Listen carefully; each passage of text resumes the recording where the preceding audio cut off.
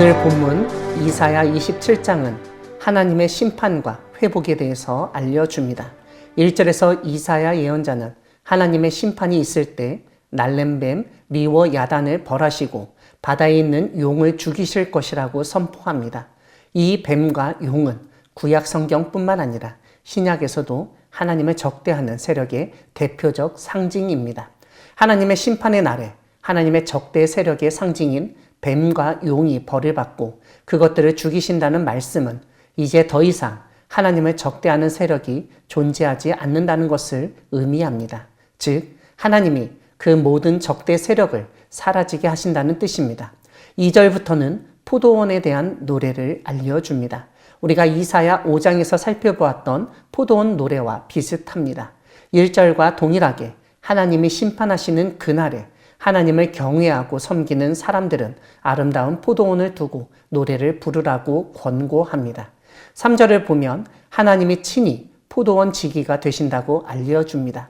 이런 말씀을 보면 우리가 신약성경 복음서에서 예수님이 사용하신 포도원이나 포도나무 비유의 근거를 발견할 수 있습니다. 즉, 예수님의 비유는 아무런 근거나 전제 없이 사용하신 것이 아니라 이사야 5장과 27장을 근거로 하나님의 나라에 대한 가르침을 전하신 것입니다.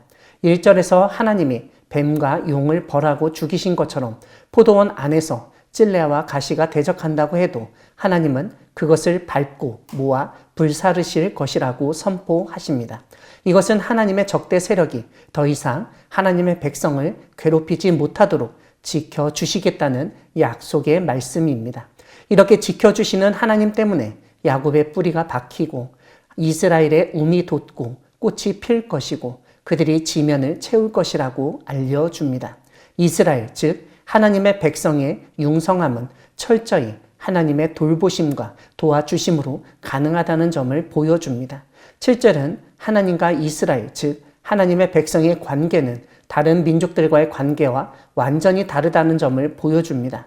이스라엘을 심판하시는 하나님의 목적은 이스라엘의 전멸이 아니라 그들이 바르게 살도록 하기 위함이었습니다.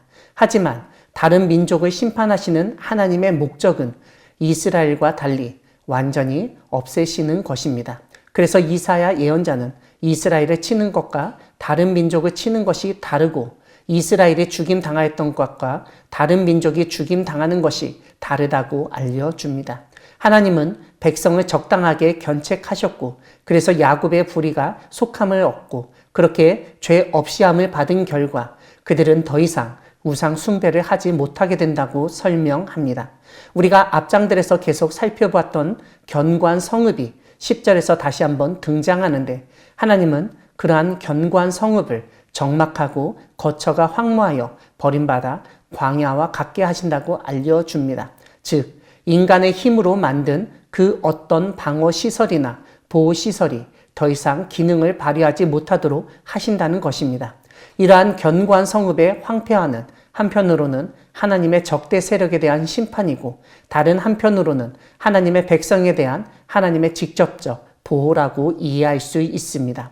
왜냐하면 1절과 4절을 근거로 이해하면 하나님이 친히 대적을 물리치시기 때문이고 앞장들을 생각해 보면 하나님이 친히 요새가 되어 주시기 때문에 가능한 일입니다.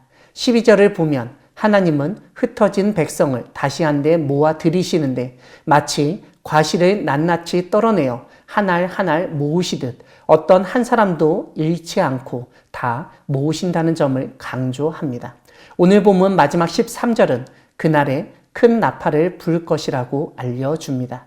그때 아수르 땅에서 멸망하는 자들과 애굽 땅으로 쫓겨난 자들이 돌아와서 예루살렘 성산에서 여호와께 경배할 것이라고 알려줍니다.